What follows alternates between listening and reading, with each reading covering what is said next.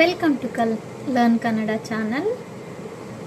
Today I am going to teach you some Kannada words like ba यानी कि come, illi ba come here, bega ba come fast या come soon, ಈಗಲೇ ba come right now, ಈಗಲೇ ba come right now, ಒಳಗೆ ಬಾ come inside, ಆಚೆ ಬಾ come out, ನಿಧಾನವಾಗಿ ಬಾ ನಿಧಾನವಾಗಿ ಬಾ ಕಮ್ ಸ್ಲೋಲಿ, ನೀನು ಕೂಡ ಯು ಟು, ಅದು ಏನು ವಾಟ್ ಈಸ್ ದ್ಯಾಟ್, ಎಷ್ಟು ಮೂರ್ಖ ಹೌ ಫೂಲಿಶ್, ಇದು ಸುಲಭ ಇಟ್ಸ್ ಈಸಿ,